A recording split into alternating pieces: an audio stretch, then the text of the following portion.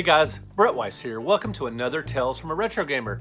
If you're new to the channel, please hit that subscribe button. It really helps us out a lot.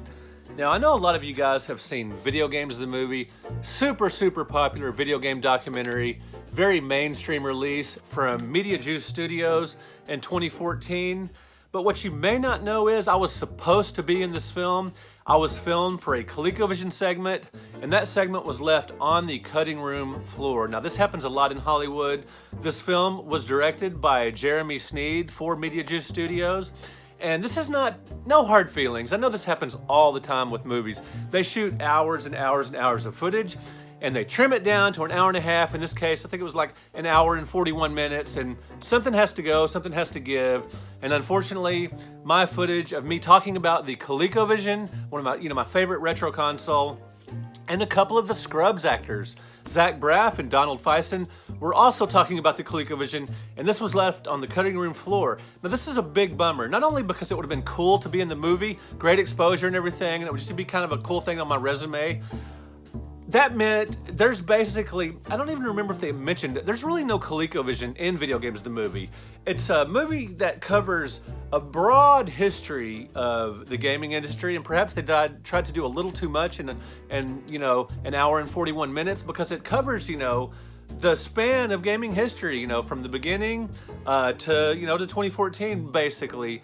And but they basically ignore the ColecoVision, which is a big disappointment and a huge oversight, I feel. I'm more disappointed at the fact that the ColecoVision is not in the movie, perhaps, than maybe I'm in there. Maybe that's an overstatement, but I was bummed about that. And I'm gonna show you that footage in just a second. And I was supposed to be in another movie as well, but I'll get to that shortly. So back in 2012, I believe, at the Classic Gaming Expo in Las Vegas, I was interviewed for this movie, for Video Games the Movie, and I was just interviewed at my booth there, and I was talking about the ColecoVision and getting that for Christmas and everything, and it would have been really neat to be in this movie. Sean Astin, Nolan Bushnell, Will Wheaton, and the legendary Al Alcorn are in this film, and it would have been neat to be just with them in this film. And one thing about Al Alcorn, the legendary engineer, programmer of Pong, just a legend at Atari. So Video Games the Movie, they interviewed me at the 2012 Classic Gaming Expo, as I just said, but they were also going to come out to my house and interview me here as well, just to get either better footage or different footage or talking about some different things other than the ColecoVision. And they were all set to come out to my house. Now, Media Juice Studios is in Dallas, and I'm in Fort Worth, just 30 to 40 minutes drive away. So it wasn't a huge expenditure on their part. They were just gonna come over and interview me in my office or game room or whatever. And that fell through because at the last minute, they got notice that that Al Alcorn was available. And so they canceled plans to come over here, and they flew to New York, I believe it was, to go interview Al Alcorn for this film. And I totally get it. I don't mind being upstaged by Al Alcorn, but I was bummed about not being in this movie and for the ColecoVision to be cut. So watch this real quick. Watch this segment from, I guess a deleted scene from Video Games the Movie with me and the Scrub actors and a game producer, someone else talking about ColecoVision. So anyway, I was really struck by the fact that I'm in this segment with the Scrubs actors. It's just funny, a nobody like me with a couple of really popular actors. I think it's kind of neat, so check it out. Now I'll be back in just a minute.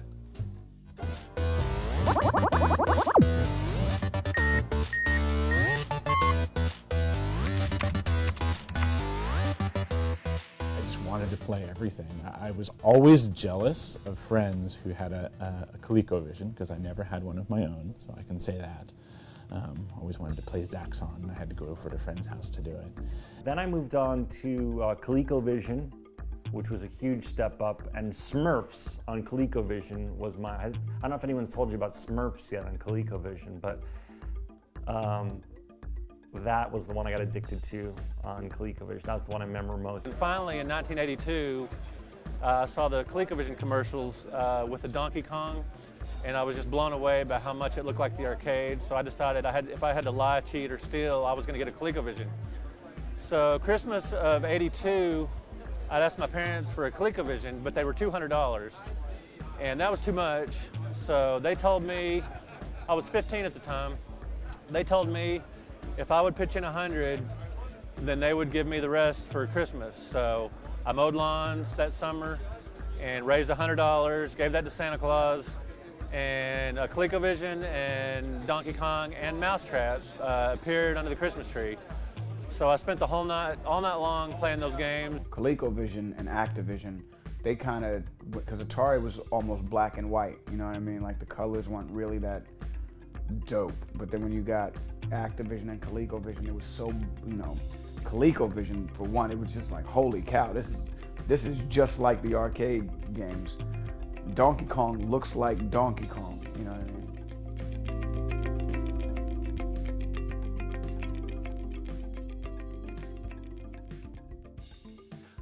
Well, what'd you think, guys? Do you think that should have been left in the movie? You know, the movie was an hour and 41 minutes, and it seems like they could have put a little ColecoVision in there just to make it a little bit longer, but hey, no hard feelings. And I'm supposed to be in another Media Juice production, another film by them, coming out sometime, I guess, in the next year or so. Hopefully that won't be left on the cutting room floor.